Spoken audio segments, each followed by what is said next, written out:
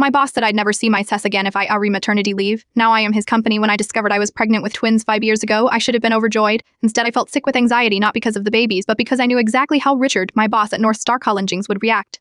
I was the only female senior developer on a team of 12 men. I'd spent 7 years proving myself, working 70-hour weeks, taking on projects nobody else wanted, and consistently outperforming my colleagues. I'd sacrificed birthdays, weekends, and relationships to earn my position. Richard had made his views on working mothers crystal clear. Just months earlier, our project manager Sarah returned from maternity leave to find her responsibilities reassigned. Within weeks she was gone, minus her position eliminated in a convenient restructuring. When I finally worked up the courage to tell Richard about my pregnancy at 16 weeks, his smile never reached his eyes. "Congratulations," he said flatly. "So when will you be leaving us?" "I am not leaving," I replied. "I'll take my 12 weeks of maternity leave and return." He leaned back in his chair, arms crossed. "Let's be honest, Jennifer. You can have a career or you can have children. You can't have both. If you want to see your kids grow up, you'll resign. If you want to keep your career, you'll miss everything that matters."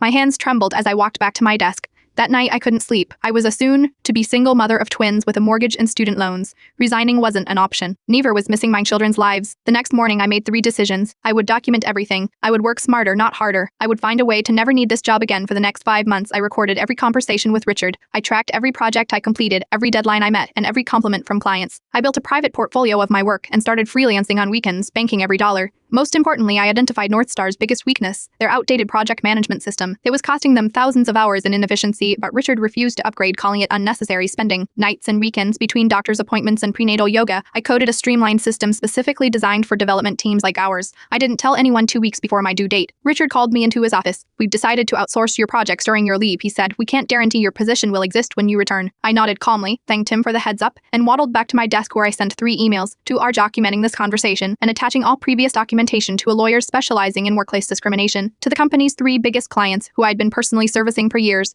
The twins arrived 2 days later, minus beautiful, healthy, and blissfully unaware that their mother was starting a revolution between feedings. During my leave, I launched DevFlow, my project management system, as a subscription service for development teams. I reached out to contacts at every tech company in the region. By week 6 of my maternity leave, I had 8 clients. 3 of them were North Star's former clients who had left after experiencing delays and errors in my absence when I returned from leave.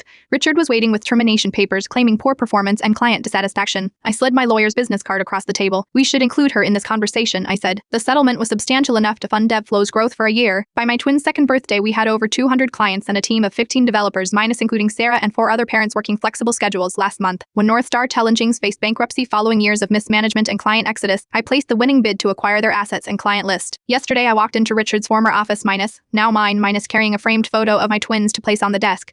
The company sign outside now reads DevFlow Collingings, and our company handbook opens with one clear statement: "We believe that parents make better leaders because they understand what truly matters." I wouldn't see my kids grow up if I stayed at his company, but he never imagined I'd built a better one instead.